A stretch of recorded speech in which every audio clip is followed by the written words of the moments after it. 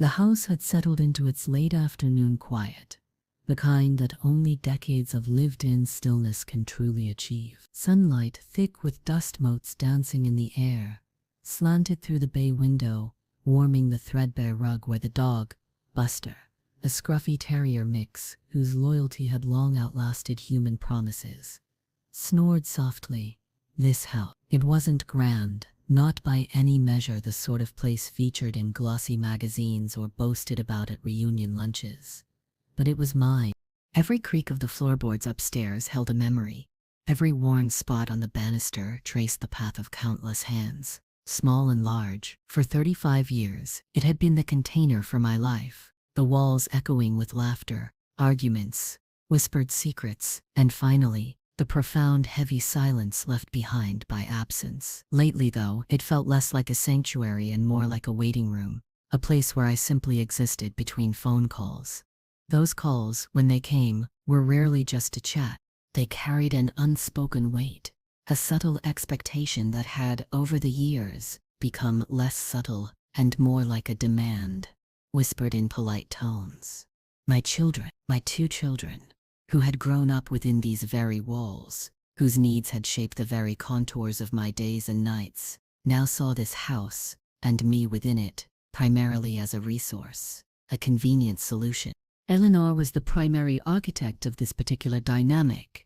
My daughter, my bright, ambitious, utterly self-possessed Eleanor, she had built a life that from the outside looking in was enviable. The demanding job, the perfectly curated social media feed, the husband, Robert, who navigated the world with an easy, entitled charm, and the 2 beautiful, energetic children, Leo and Chloe, my grandchildren. I loved those children fiercely, with a pure, uncomplicated love that was a balm to the weary complexities of my other relationships.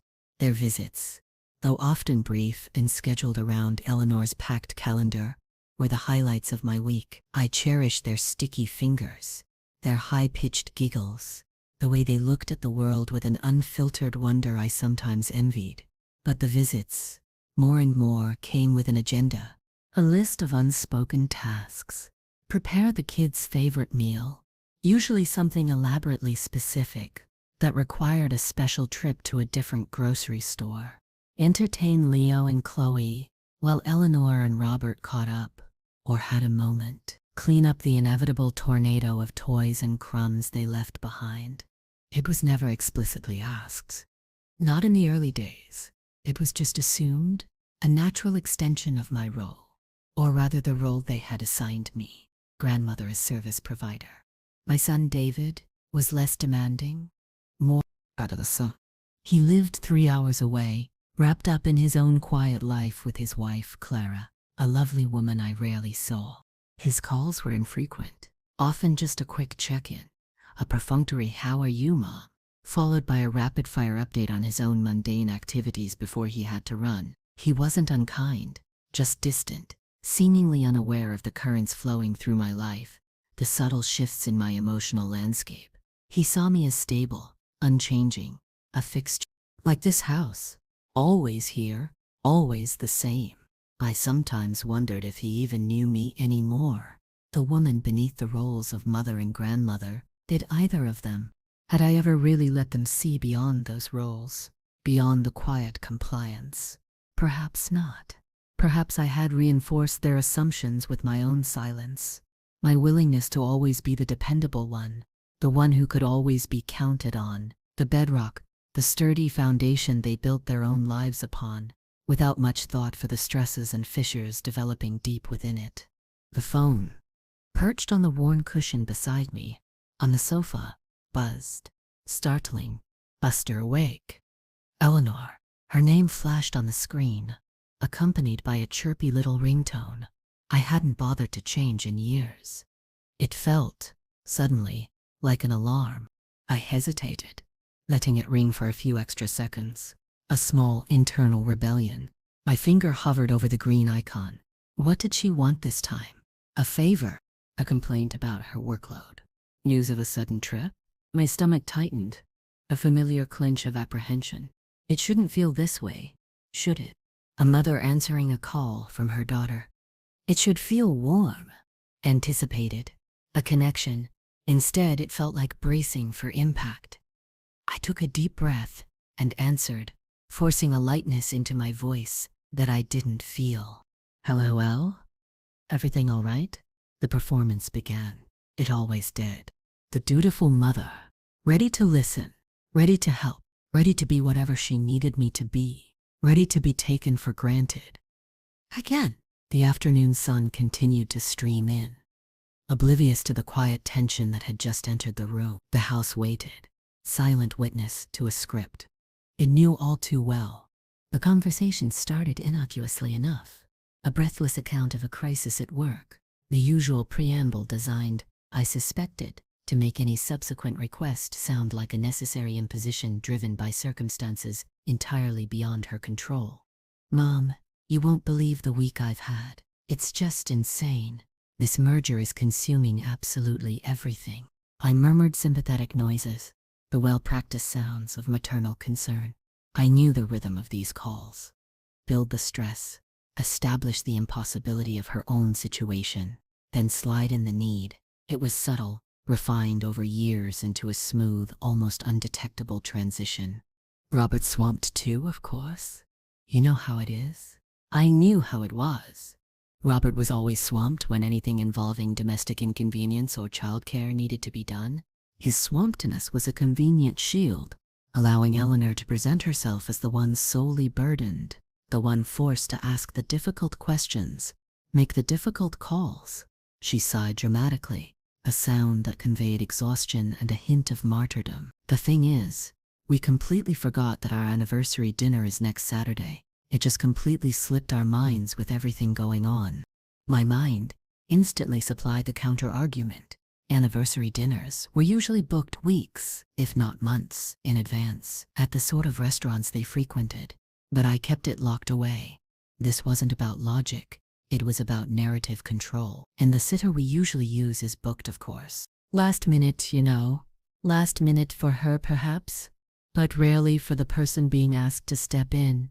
There was a pause, the carefully constructed silence that hung in the air, pregnant with the unspoken question. It was meant to give me space to offer, to anticipate the need and fill it before she even had to voice it, thus preserving the illusion that I was doing this willingly, eagerly even, rather than because I was the path of least resistance. But I didn't speak. I just waited, my grip tightening on the phone, my knuckles turning white. I found I was holding my breath again. The pause stretched, a fraction longer than usual. Perhaps my silence was unexpected. Perhaps she sensed a shift, a subtle resistance in the airwaves. Or perhaps she was simply annoyed that I hadn't immediately jumped in with a bright, "Of course, dear. I'd be happy to." Finally, she broke the silence, the carefully curated casualness cracking just a fraction. "So," she began, drawing out the word, injecting it with a hopeful yet slightly demanding lilt. "We were wondering if you wanted to babysit next Saturday." The words, simple as they were, landed like small stones dropped into still water, sending ripples of recognition, of weary familiarity, spreading through me. Wanted to babysit, as if it were an offer of a pleasant pastime, a delightful way to spend my Saturday evening, rather than a necessary chore to facilitate their social life. As if I had nothing else I might possibly want to do. The sheer, effortless assumption of it. My free time, my energy, my willingness were theirs to allocate. Like some communal resource they had every right to tap into whenever they needed it. My mind flashed back to 100 other times. They canceled plans because something came up and I was needed. The holidays spent cooking and cleaning while everyone else relaxed. The weekends swallowed up by unexpected childcare requests. The way they'd leave the house afterwards. A whirlwind of departure, with a quick, often shouted, "Thanks, Mom. You're a lifesaver." As if saving their social life was my primary purpose. The subtle and sometimes not so subtle criticisms, if I ever hinted at being tired or busy, or, God forbid, having plans of my own. "Oh, but you're not really doing anything, are you, Mom?" Or, "It's just a few hours. What's the big deal?" The big deal wasn't the few hours. The big deal was the complete disregard for my existence outside of their needs. The big deal was being treated like a utility, like furniture, something that was just there, always available, silent and inanimate until required. The polite request to babysit felt in that moment like the culmination of years of being overlooked, undervalued, and quietly, steadily erased. My voice felt thick as I finally managed a response. Not the usual automatic acquiescence, but something slower, heavier. Babysit, I repeated, the word tasting strange, foreign on my tongue. It wasn't a question, it was a statement, an echo of the request that had just detonated something quiet and long dormant, deep inside me. The echo of the word hung in the air between us, stretching the silence taut. Yes, Eleanor said, her tone shifting from casual hopefulness to a slight edge of impatience. Leo and Chloe, just for the evening. We'll be back by, say, 11? 11. Another detail. Another boundary set by them. For me, I pictured the evening, the chaotic dinner, the struggles with bedtime, the endless questions, the negotiation over screen time, the tidying up long after they were asleep, and finally, the quiet, solitary drive home in the dark, the house feeling even emptier upon my return. It wasn't the work itself. Not really. I loved my grandchildren, and spending time with them, true time, was a joy. But this wasn't that. This was stepping into a breach, filling a gap, being the convenient, unpaid help. It was being told once again that my time was less valuable than theirs. My Saturday night, less important than their anniversary dinner. The sheer casualness of it was the deepest cut. Do you want to babysit? As if the desire was supposed to spring, fully formed and eager, from within me, a spontaneous offering of my time and energy. It was the implicit assumption that my life was empty enough, my needs few enough, my own desires irrelevant enough, that babysitting their children would be a welcome way to fill the void. And for a long time, maybe I had believed it too. Or at least, I had acted as if I believed it. After my husband died, the silence in the house was deafening. My children had their own lives, their own grief to process, and I didn't want to be a burden. I poured my energy into them, into the grandchildren, into being the supportive matriarch, the one who held things together. I told myself I was happy this way. Needed. Useful. I volunteered at the library, took a pottery class, walked Buster twice a day. I built a new routine, a quiet, contained life within the walls of this house. But somewhere along the line, useful had morphed into utilized, needed into expected, and supportive into taken for granted. The balance had tipped, and I hadn't even noticed it happening. Not consciously, until moments like this, when a simple request felt like a heavy weight pressing down on my chest, making it hard to breathe. "Mom, are you there?" Eleanor's voice, sharper now, pulled me back from the edge of that quiet abyss of reflection. "Yes, Elle, I'm here." My voice was steadier than I expected, a surprising calmness settling over me. Something had shifted in those few seconds of silence. The weight hadn't lifted, but I was no longer simply bearing it. I was examining it, understanding its shape and form, recognizing it for what it was. It was the weight of years of unspoken expectations, of quiet compromises, of a life lived reacting to the needs of others, rather than charting my own course. And in that moment I knew, with a certainty that was both terrifying and exhilarating, that I couldn't carry it anymore. Not like this. Not passively. A thought, fully formed and shimmering with possibility, burst into my mind. It wasn't just a refusal. It had to be more. It had to be an answer that spoke volumes, an answer that acknowledged the question, but fundamentally reframed the conversation, reframed me in their eyes. It had to be an answer that said, without shouting or recrimination, my life is not just a backdrop for yours. I am not just a supporting character in your play. It had to be an answer that was about choosing my life, my needs, my desire. It had to be an answer that took back the quiet power I had, slowly relinquished over the years. And suddenly the image was vivid, clear. Not this house, Not the worn sofa, not the predictable Saturday night, but distant, movement, a different sky. The thought settled, firm and undeniable. My lips parted, and the first words of my answer formed, not in anger, but in a quiet, resolute clarity. Eleanor, I began, my voice calm, measured. That's very kind of you to ask. Kind? The irony wasn't lost on me, but I needed this conversation to be on my terms, not theirs. I needed to be the calm center of this coming storm. Yes, she prompted, clearly expecting the inevitable yes, of course. The pause stretched again. This time, intentionally, I let the weight of it fall onto her end of the line. What was happening? Why wasn't Mom just saying yes? I could almost hear the gears turning in her head, the slight confusion, the impatience building. Good. Let her wonder. Let her feel, for a brief second, the uncertainty I had lived with for years. The uncertainty of whether I was valued beyond my immediate usefulness. I looked out the window, past the familiar oak tree in the front yard, past the quiet street, towards a horizon I couldn't see from here. The sunlight had shifted, casting long shadows across the lawn. Buster sighed in his sleep. The house remained silent, waiting. My stage was set. I won't be able to babysit next Saturday. Ow, I said, finally, the words smooth and steady. There was a sharp intake of breath on the other end. The crack in her composure widened. Oh, okay. A beat of stunned silence. Then the questions tumbled out, rapid fire, laced with disbelief and a hint of annoyance. Why not? Do you have plans? What could you possibly have planned that you couldn't tell us about? The unspoken accusation hung heavy in the air. How dare you have a life I don't know about?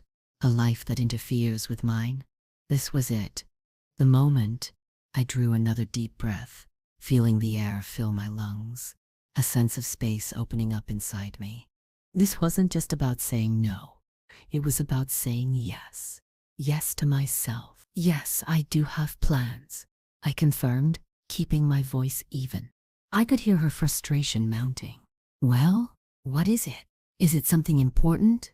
The casual dismissal in something important was a familiar sting. Important things in her world revolved around her own life, her own schedule. My things? My pottery class, my library volunteering, my walks with Buster?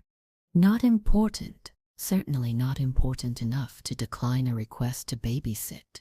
I allowed myself a small internal smile. Oh, it was important. More important than she could possibly imagine. It was the culmination of years of quiet yearning, of deferred dreams, of a slow dawning realization that my story wasn't over just because the primary chapters of mothering were complete.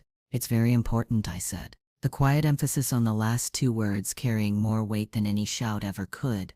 I'm leaving. Another silence, longer this time. A gaping void, into which all her assumptions about my static, available existence plummeted. Leaving? She finally managed, her voice thin with confusion. Leaving where? For how long? The questions were attempts to regain control, to pin me down, to fit my unexpected deviation back into a framework she could understand and manage.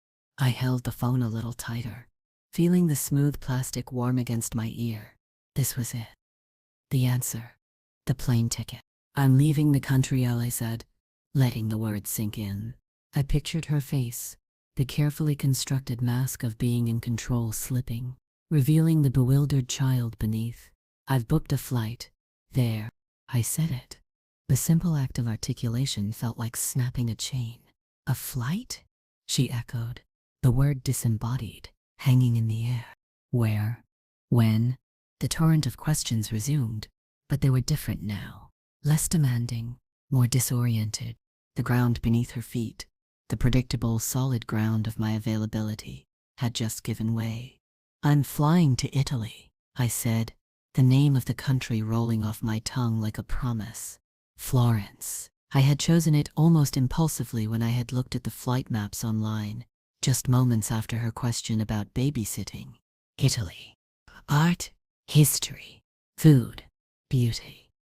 A place utterly removed from this life, this house, these expectations. A place I had dreamed of seeing with my husband.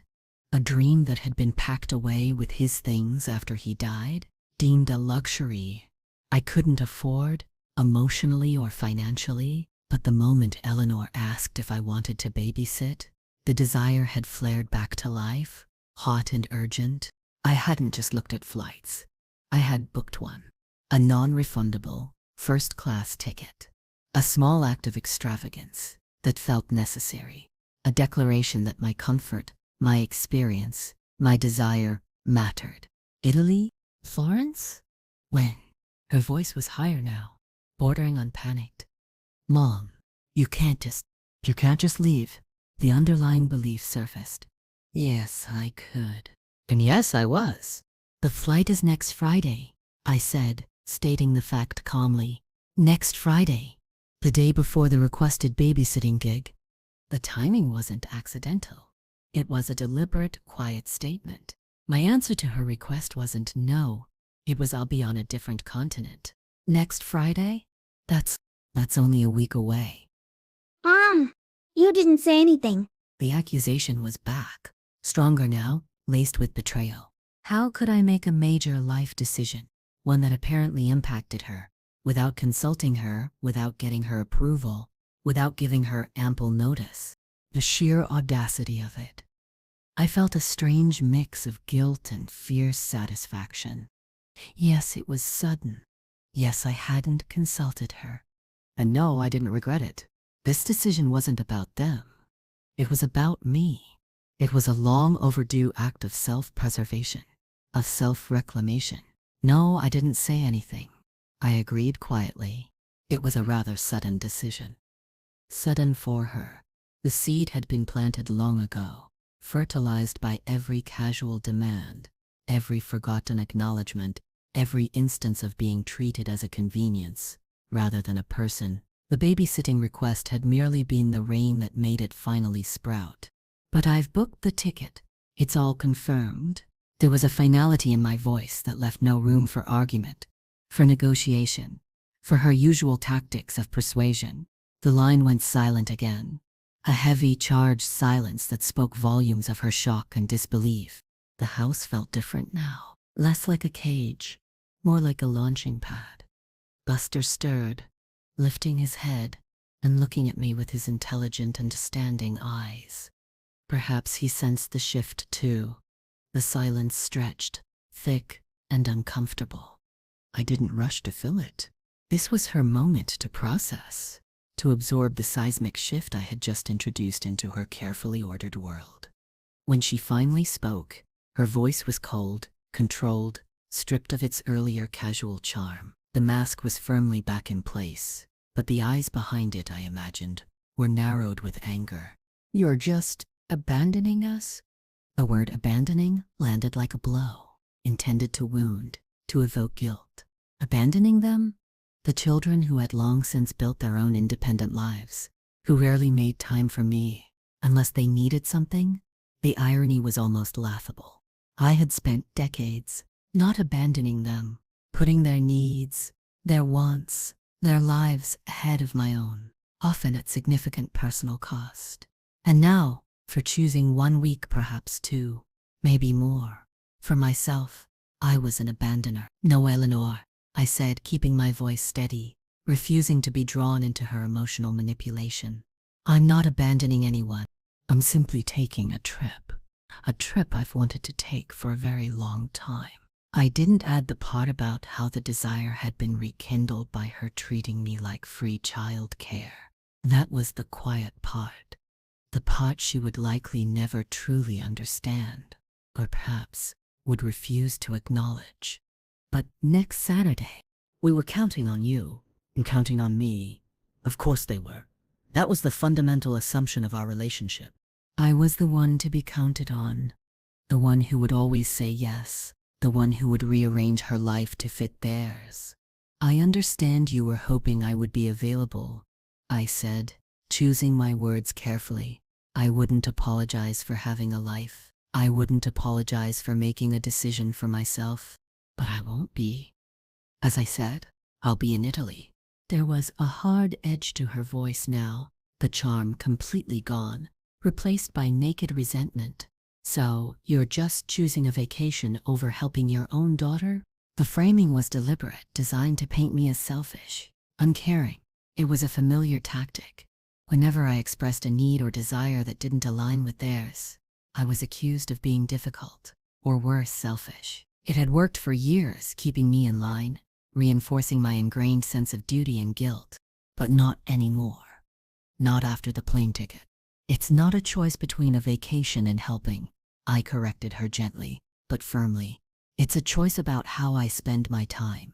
And for this particular week, I've chosen to spend it exploring Florence. I didn't elaborate on the years of putting my dreams aside, on the quiet sacrifices, on the slow erosion of my sense of self. There was no point. She wouldn't hear it.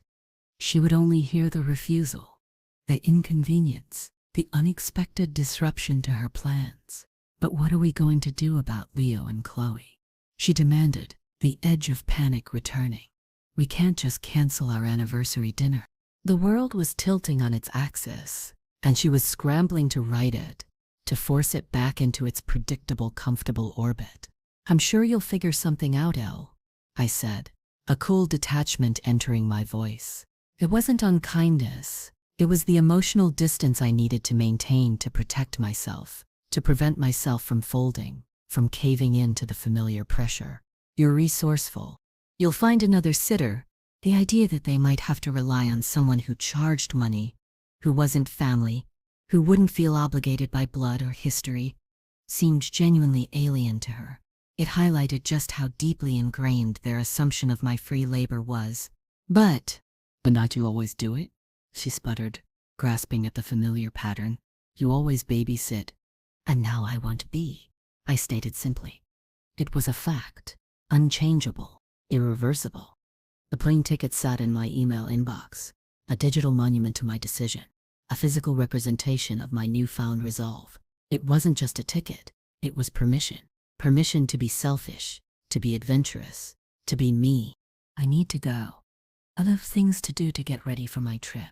I was ending the conversation, setting a boundary not just around my time, but around the interaction itself. She wasn't used to this. She was used to controlling the flow of our calls, ending them when she had gotten what she wanted or felt the conversation was complete. Wait, Mom, we need to talk about this. She protested, but her voice was losing its power, its certainty. The foundation of her expectation had crumbled, and she was flailing, trying to find solid ground. There's nothing more to discuss about it. Elle, I said, my voice still calm, but with an underlying firmness she rarely heard. My flight is booked. I'm going to Italy. You'll need to make other arrangements for next Saturday. I didn't wait for her response. I simply said, goodbye, Eleanor, and hung up the phone. The silence in the room that followed was different from the silence before. It wasn't empty, it was full of the echo of my own voice, firm and clear, full of the possibilities stretching out before me, full of the quiet, potent power of a decision made for myself, by myself. Buster stirred again, then settled back down, perhaps sensing the shift in the emotional landscape of the house. The sunlight continued its slow march across the rug. The house remained, but I was already halfway gone. The phone didn't ring again immediately. That was unusual. Usually after a disagreement or when I didn't immediately fall in line, Eleanor would call back, perhaps with a different approach, a softer tone, an attempt at guilt or cajoling. The silence felt heavy, loaded. It spoke of stunned disbelief, of strategizing. What was her next move? Would she call David? Complain to Robert? Post something passive-aggressive on social media? I didn't dwell on it. My focus had shifted, inwards and outwards. Inwards to the quiet hum of liberation in my chest. Outwards to the practicalities of my sudden departure. I had a plane ticket, but I also had a house full of memories. A dog, and a life that needed to be temporarily or perhaps permanently, packed away or arranged. I walked through the house, the rooms feeling both familiar and strangely new, as if seen through the eyes of a visitor. The living room, with its worn furniture and overflowing bookshelves, a testament to a life spent reading and quietly observing. The kitchen, the heart of the home for so many years, filled with the ghosts of countless meals prepared, cakes baked, comforting mugs of tea shared. The bedroom, where I had slept beside a man for decades, and then alone for years, the silence amplifying the absence. Everywhere I looked, there were objects heavy with history. The china cabinet filled with wedding gifts I never used, the photographs on the mantelpiece capturing moments that felt both precious and impossibly distant, the worn armchair where I nursed sick children and read bedtime stories. These weren't just possessions, they were anchors, tethering me to a specific life, a specific identity. The woman who lived here, the mother, the grandmother, the widow, the quiet neighbor. Who was I? Separate from all that? The plane ticket was a challenge to that question, a dare to find out. I opened my closet, looking at the rows of sensible clothes, the practical shoes, none of it screamed, exploring Florence. A small, almost giddy feeling bubbled up. I would need different clothes, lighter fabrics, comfortable shoes for walking cobbled streets, maybe even a colorful scarf. The thought of buying something new, something just for me, for this adventure, felt incredibly freeing.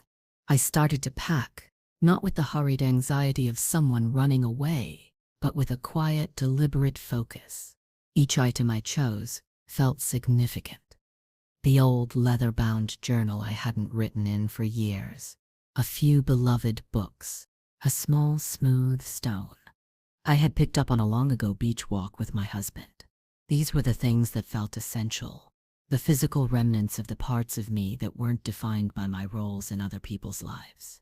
As I packed, memories surfaced, not just of being taken for granted, but of moments of genuine connection, of love, of shared laughter.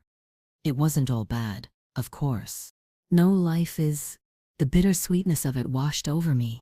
The decision to leave wasn't a rejection of the good times, but a refusal to let the difficult times, the hurtful patterns, define my future. It was an acknowledgement that sometimes, to preserve the precious fragments of love and respect that remain, you have to create distance from the dynamics that threaten to destroy them entirely. What about Buster? The thought was a sharp pang of guilt. He was old, settled, deeply attached to this house, to his routine. I couldn't take him with me. I had to make arrangements. Mrs. Gable, my neighbor, had always adored Buster. She was a kind, practical woman, a widow herself, who understood quiet lives and the importance of small comforts. I would ask her. I would offer to pay her handsomely, of course, but I knew she would do it out of genuine affection for the dog. It was another conversation I had to have, another ripple from the stone I had dropped into the water, but this one felt easier, less fraught. Mrs. Gable didn't see me as a resource. She saw me as a person. Her neighbor, later that evening, David called. His voice, usually calm and even, held a note of bewilderment, as if he had just heard something truly unbelievable. "Mom, Eleanor just called me. She said you're going to Italy?" He sounded like a child reporting something a sibling had done that defied explanation. "Yes, David, I am." I confirmed. I booked a flight to Florence. "I'm leaving next Friday." There was a pause. I imagined him trying to fit this information into his mental picture of me, the quiet, predictable mother. It clearly didn't fit. But why? Why didn't you tell me? The question echoed Eleanor's, less accusatory, more genuinely confused. David wasn't malicious. He was simply unaware. Unaware of the quiet struggles, the unspoken resentments, the slow accumulation of weariness. "It was a sudden decision, dear," I repeated, using the same phrase I had used with Eleanor, "and I haven't had a chance to tell everyone yet." It wasn't entirely true, but it smoothed the edges of the abruptness. Eleanor said you're going because you didn't want to babysit Leo and Chloe? His tone was hesitant, as if he suspected there was more to it, but was relaying the information as he had received it. That's one way of looking at it, I replied, choosing my words carefully. I was asked if I wanted to babysit, and my answer was that I had already booked a plane ticket. The phrasing was important. It wasn't a direct cause and effect, though the request had certainly been the trigger. It was an answer to a proposition, a presentation of an alternative reality. He was quiet for a moment. Unlike Eleanor, David sometimes seemed capable of hearing what wasn't explicitly said, though he rarely delved too deep. So, You're just going? for vacation? Again, the attempt to categorize it to make it understandable within their limited frame of reference. Yes, David, I'm going on a trip. For myself. The words felt good. Strong. But what about everything? The house? Buster? He sounded concerned now, genuinely worried. This was the son I knew, the one who could sometimes see beyond himself. I'm making arrangements, I assured him. I'm going to ask Mrs. Gable to look after Buster, and the house will be fine. It will just be empty for a little while. For how long? I didn't know. A week? 2? A month? The ticket was for a specific return date, but the feeling of possibility suggested that date wasn't necessarily set in stone. This wasn't just a 2-week holiday. It felt like the beginning of something else, something undefined. Okay, he said slowly. Well, be careful, Mom. That's quite a big trip. His hesitation spoke volumes. He didn't fully grasp the magnitude of the decision. Not in terms of geography, but in terms of what it represented for me, for us. But his concern felt genuine, a small comfort in the face of Eleanor's open hostility. We talked a little longer, about mundane things, a strained attempt at normalcy. Before we hung up, he said, "Well, I hope you enjoy it, Ma." It wasn't an enthusiastic endorsement, but it wasn't condemnation either. It was enough. For now. Hanging up with David, I felt a different kind of silence descend, less charged than after Eleanor's call, more reflective. It was the quiet before a journey, the pause between the old life and the new. The house stood around me, solid and unmoving, but inside, something had irrevocably shifted. The air felt lighter, full of the faint scent of possibility. The week leading up to my departure was a blur of quiet activity. Packing continued, a process of sifting through a lifetime of belongings, deciding what held true value and what was simply clutter, physical and emotional. I arranged for Mrs. Gable to look after Buster, and her genuine delight at the prospect eased my guilt considerably. She promised to spoil him rotten, and I knew she would. We sat in her sunroom, sipping iced tea, and I told her briefly about my trip. I didn't go into the details of the conversation with Eleanor, but I think she sensed the deeper currents at play. It's about time you did something just for you, Sarah. She said, her eyes kind. You've spent enough time looking after everyone else. Her simple validation felt like a warm blanket. Eleanor didn't call again. She sent a few terse, passive-aggressive texts. Hope you have fun abandoning your family. Don't worry about the kids. We'll just have to cancel everything because their grandmother is too busy having an adventure. I didn't respond. There was nothing to gain from engaging. The dynamic had shifted, and she didn't know how to operate within the new parameters. Her attempts to provoke a reaction, to pull me back into the old patterns of guilt and obligation, fell flat. It was as if I had developed an immunity. David called again, checking in, still sounding slightly bewildered, but less anxious. He asked if I needed a ride to the airport. I thanked him, but said I had already arranged for a taxi. I needed this departure to be entirely on my own terms. The house felt strangely peaceful in those final days. I had cleaned meticulously, as if preparing it for a long slumber. The floors gleamed, the surfaces were clear, the beds were neatly made. It was the house I had always tried to maintain, the outward reflection of an inner desire for order and control in a life that often felt chaotic and dictated by others. Now it felt like a clean slate, waiting. On the final evening, I sat with Buster on the rug in the living room, the same spot where the sunlight had fallen the day Eleanor called. I buried my face in his fur, breathing in his familiar, comforting scent. "Be a good boy, Bee," I whispered. "I'll see you soon." The soon was a hopeful promise, not a firm commitment. I didn't know when I would be back, or even if this house would be the place I returned to permanently. That uncertainty, once terrifying, now felt like freedom. The morning of my flight was quiet. I woke early, the house still dark. I made a final cup of tea, savoring the familiar ritual. I dressed carefully, choosing comfortable layers for the long journey. My new suitcase, a sleek, bright red one I had bought specifically for this trip, stood by the door, a beacon of my impending departure. Mrs. Gable arrived, just as the sky was beginning to lighten, her face creased with a gentle smile. She fussed over Buster, and I handed her his leash, his food, his favorite blanket. It was the hardest part, saying goodbye to him. His tail thumped against her leg, already beginning to transfer his affection. The taxi arrived promptly. Loading the suitcase into the trunk felt surprisingly easy. I took one last look at the house from the driveway. It stood there, solid and silent, holding my history within its walls. For so long, I had felt trapped inside it, defined by it. Now I was leaving it, not in anger or rejection, but with a quiet understanding that my identity wasn't confined to its boundaries. I got into the taxi, giving the driver the airport address. As we pulled away, I watched the house recede in the rearview mirror, getting smaller and smaller until it was just another building on the street. Buster, I knew, was already curled up in Mrs.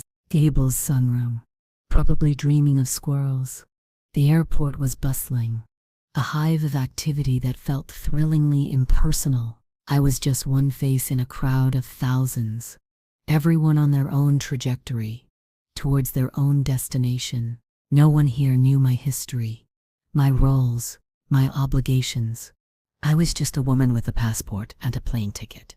Checking in felt momentous, the physical act of exchanging my ticket for a boarding pass, a confirmation of the reality of my decision. Going through security, waiting at the gate, watching the planes take off and land, it all felt surreal, like I was moving through a movie, the protagonist of my own unexpected adventure. Boarding the plane was the final decisive step. Walking down the jet bridge, stepping across the threshold into the aircraft, felt like crossing a boundary, leaving one world behind and entering another. I found my seat in the first-class cabin, another small, deliberate act of self-care and indulgence. I settled in, feeling the soft upholstery, the generous legroom. A flight attendant offered me a glass of champagne. I hesitated for only a second before accepting it. The bubbles felt celebratory on my tongue. I looked out the window, watching the ground crew prepare the plane for departure. As the plane taxied onto the runway, I pulled out my phone. There was a text message from Eleanor. "Let me know when you're back. The kids miss you already." No apology, no acknowledgement of the past week's drama, just an assumption of my eventual return, and a passive-aggressive attempt to leverage the grandchildren's affection. I smiled a little. A genuine, unforced smile. The guilt, the obligation, the old patterns, they felt distant, like echoes from another life. I didn't reply. The plane surged forward, gathering speed. The ground blurred, then fell away.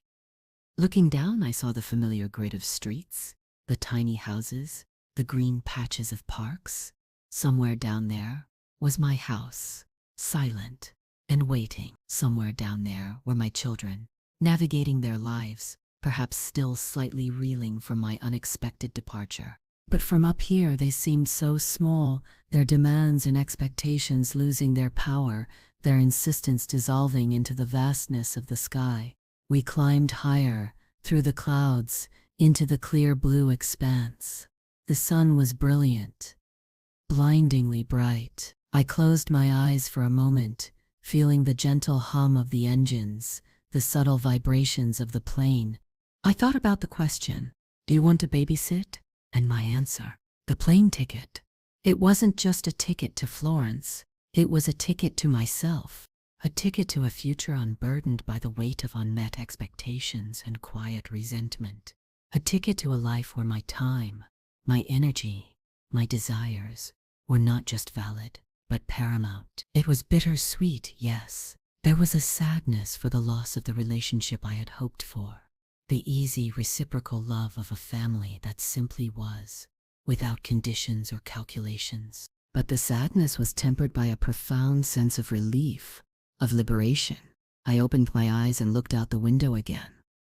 Below, the clouds stretched out like a vast white ocean, bathed in sunlight. Above, the sky was an endless, dazzling blue. I was flying, literally and figuratively. My body was moving towards a new place, a new experience, and my spirit was soaring, lighter than it had felt in years. I wasn't the quiet mother, the available grandmother, the woman who could always be counted on to put others first. Not in this moment. In this moment, I was just me, Sarah, a woman on a journey of her own making, towards a horizon she had chosen. The future was unwritten, uncertain, but for the first time in a long time it felt entirely, exhilaratingly mine. And that, I realized, was worth more than any amount of quiet sacrifice, more than any lifetime spent being taken for granted. The answer to "do you want to babysit?" had indeed been a plane ticket, and it was the best answer I had ever given.